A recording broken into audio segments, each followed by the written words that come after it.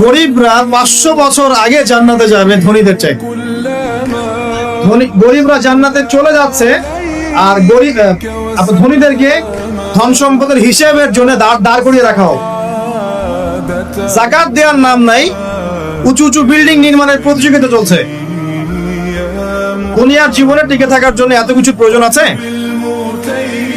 নবী সাল্লাল্লাহু আলাইহি ওয়াসাল্লাম বলছেন যে দুনিয়াতে তুমি থাকো মুসাফিরের মতো, প্রয়োজন পূরণ হয়ে গেছে, যথেষ্ট।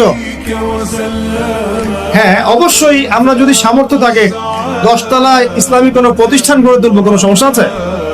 দিনের বড় মার্কাজ গড়ে তুলবো, ইনশাআল্লাহ, কোনো সমস্যা? নিজে বাঁচার জন্য, ভোগ বিলাসের জন্য দুনিয়া থেকে মত্ত হয়ে থাকা যাবে? দুনিয়ার নেশা যাকে পেয়ে গেছে, আলী রাদিয়াল্লাহু আনহু বলেছেন, দুনিয়ার নেশা যাকে পেয়ে গেছে তার নেক আমল কমে গেছে। তিনি বলছেন দুনিয়া সাপের মতো, টাচ করতে মনে হবে খুব সফট, নরম। সাপ কিন্তু খুব নরম, সফট, কিন্তু এর মোহে মানুষ ঢুকে গেলে এর বিষাক্ত ছোবলে মানুষ গ্রাস হয়ে যায়, টিকতে পারে। পরে আমি এদিকে আসছি ইনশাআল্লাহ। নবী সাল্লাল্লাহু আলাইহি ওয়াসাল্লাম একটা হাদিসে বলেছেন, এই মহাসাগরে আপনি যদি আঙ্গুল ঢুকিয়ে দেন, যতটুকু পানি হাতে লেগে থাকবে এর নাম দুনিয়া, বাকি সমস্ত পানি হচ্ছে আখিরাত।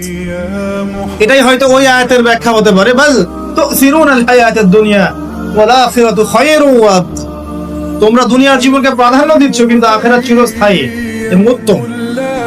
একটা হাদিসে পড়েছিলাম, নবী সাল্লাল্লাহু আলাইহি ওয়াসাল্লাম যাচ্ছেন সাহাবীদেরকে নিয়ে, রাস্তায় একটা মৃত ছাগলের বাচ্চা বা ওই বকরির বাচ্চা ছিল, মৃত। নবীজি বলছেন, এই মৃত ছাগলের বাচ্চাটা তোমরা কি 1 দিরহামের বিনিময়ে কিনতে চাও?